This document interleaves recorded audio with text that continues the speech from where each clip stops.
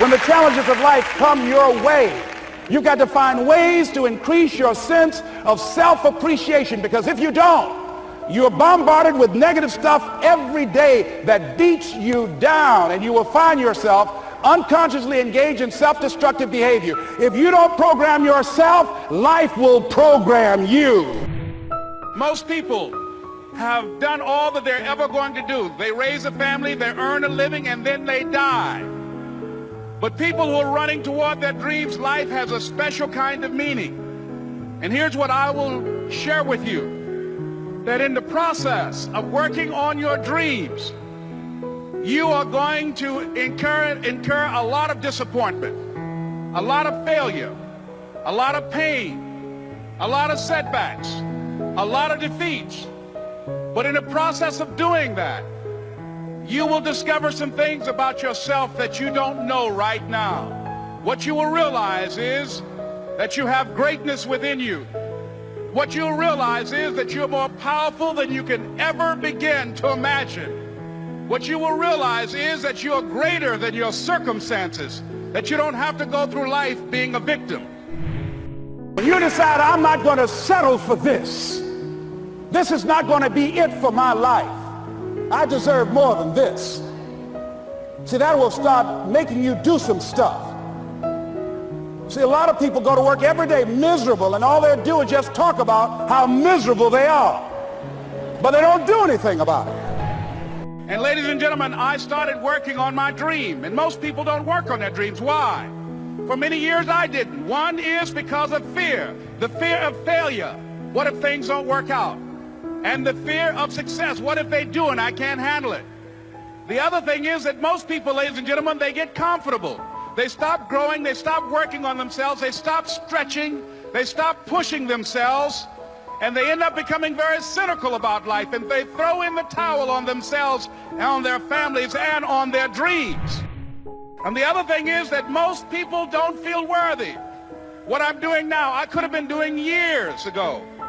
But because I did not have a college education, because I didn't believe in myself, because I allowed other people's opinion of me to control my destiny, I didn't act on my ideas.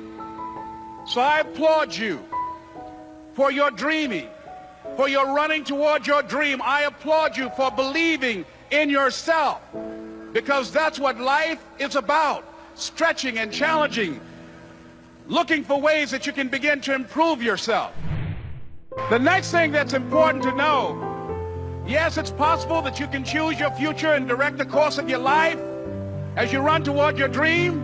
It's necessary that you have goals, that you write those goals down, that you plan, that you think constantly of how you can begin to improve what it is that you're doing. If it's your presentations, if it's your recruiting skills, whatever that is, it's also necessary that you look for ways to always find a way to pull it out when everybody else thinks that you are defeated.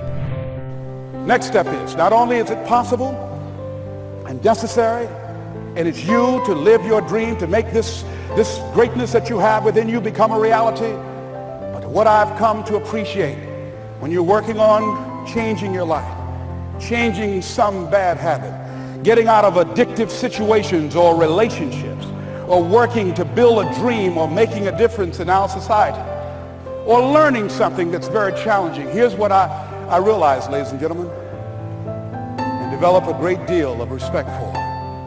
It's hard. Easy is not an option. It's hard living. Life is hard. See, it's hard when you are 49 years old, been working on a job for 17 years, and they come in and tell you you're finished and give you 1 week severance pay. And you got to start all over again. It's hard when you're married and raising children, and your children are crawling, and your husband dies unexpectedly. It's hard handling just the tragedies of life. It's hard when you're working on something and you put everything you have in it, and it doesn't work out. You lose your money and other people's money. It's hard. It was rough when I lost my job, and I could not find a job. It was humiliating and embarrassing, borrowing money, and then I couldn't pay the money back when I told them I would. That's rough. How people look at you, how they respond to you. It's very hard. It's humiliating. Here's what I discovered that happens to you in life, that you will go through things, and while you're going through them, you can't understand why it's happening to you. But after you go through it, you get back and you look at it and you say, oh, now I understand why I needed that lesson. You must be unreasonable, because logical, practical thinking says you can't do it today.